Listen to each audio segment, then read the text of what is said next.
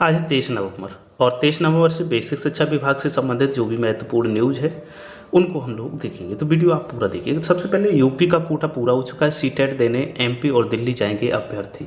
तो यूपी में जो ऑनलाइन एग्ज़ाम टेट वाली होनी, सीटेट वाली होनी है, उसके लिए जो भी सेंटर्स हैं उनकी सीट्स फुल हो गई हैं, तो यहाँ पर अब सेंटर किसी को मिलने वाला नहीं है। तो अब जो अभ्यर्थी यूपी के होंगे उनको बाहर जाना पड़ेगा।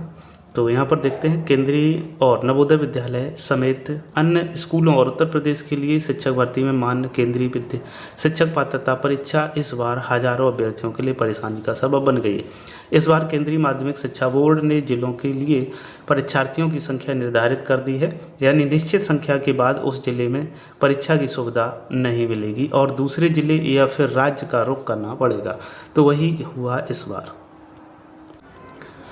तो यहाँ पर यूपी में जो सीट्स थे उसके लिए मैं आपको बता दूं कि उत्तर प्रदेश में 21 जिलों में परीक्षा केंद्र प्रस्तावित थे, जिनके लिए आवेदन संख्या पूरी हो गई है और उत्तर प्रदेश में नहीं मिल रहा है अब केंद्र, मजबूरन दूसरे राज्यों के लिए आवेदन करने पड़ रहे हैं। प्रदेश में लखनऊ में परीक्षा देंगे सर्वाधिक अभ्यर्थी। 21 जिलों में सर्वाधिक जो उत्तर प्रदेश में सबसे ज़्यादा लखनऊ में 1,10,580 अभ्यर्थी परीक्षा देंगे।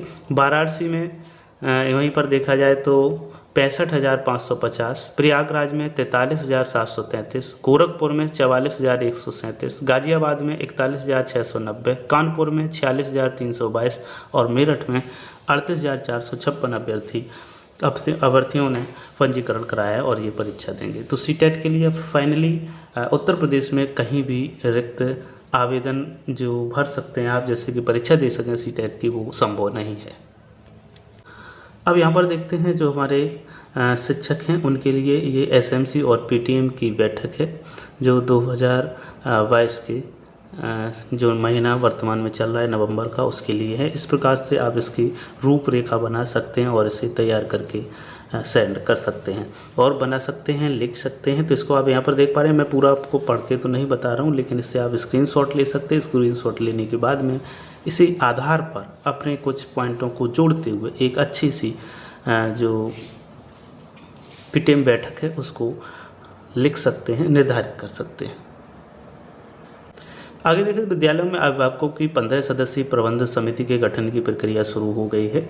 जिले के गैर अनुदान प्राप्त विद्यालयों को छोड़कर समस्त विद्यालयों में विद्यालय प्रबंध समिति का गठन कराए जाने के शासनादेश का पालन कराया जाना शुरू हो गया है। मंगलवार को बेसिक शिक्षा अधिकारी संजय कुमार कुशवाहा ने बताया कि जिलाधिकारी द्वारा 22 नवंबर से 29 नवंबर तक विद्यालय प्रबंध समितियों का गठन कराए जाने के संबंध में विकास खंडवार तिथियों का निर्धारण कर दिया गया है। तो जो इसमें उन्होंने बताया कि विद्यालय प्रबंध समिति में 11 अभिभावक सदस्य होते हैं तथा 4 पदेन सदस्य होते हैं।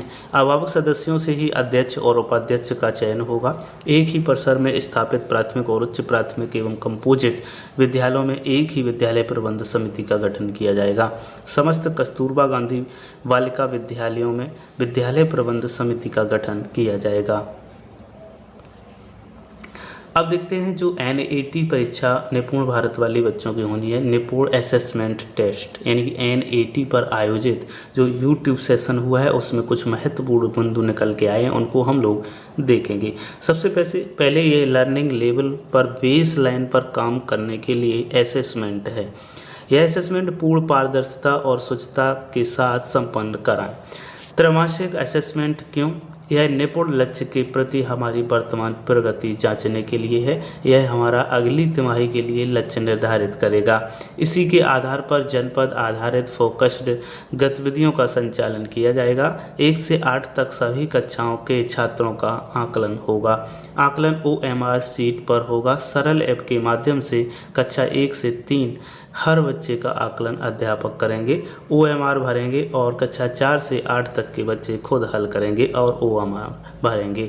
सभी OMR स्कैन का कार्य अध्यापक का ही होगा। सब्जेक्ट चयन में मंडल का नाम और सेट नंबर पर ध्यान रखें, गलत चयन कतई ना करें। स्कैनिंग में फ़ोन लैंडस्केप मोड में रखें। जो छात्र आए नहीं हैं उन्हें एब्सेंट चिन्हित करें।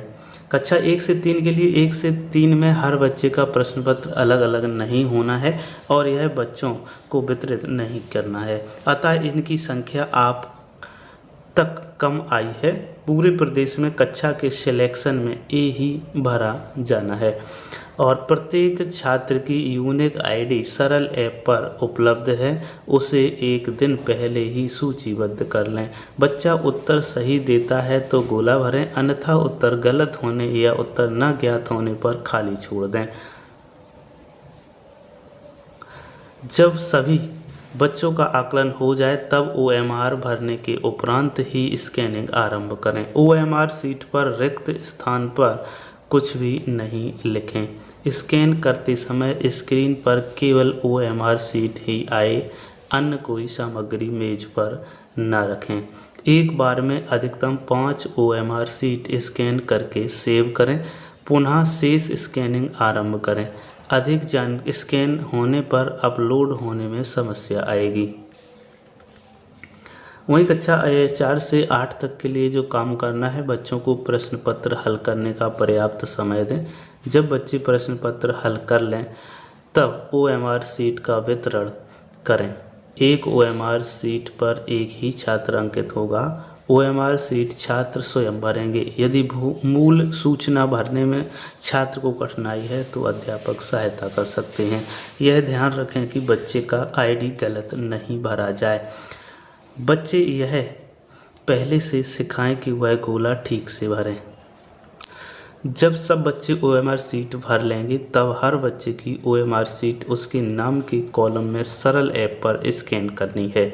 जब सभी मार्कशीट स्कैन हो जाएं और स्कैन स्टेटस में संख्या प्रदर्शित होने लगे तब सेव ऑल स्कैन विकल्प चयन करें। कक्षा में संख्या अधिक हो तो 20-20 के बैच में स्कैन करें। अधिक संख्या होने पर अपलोड होने में समस्या आएगी।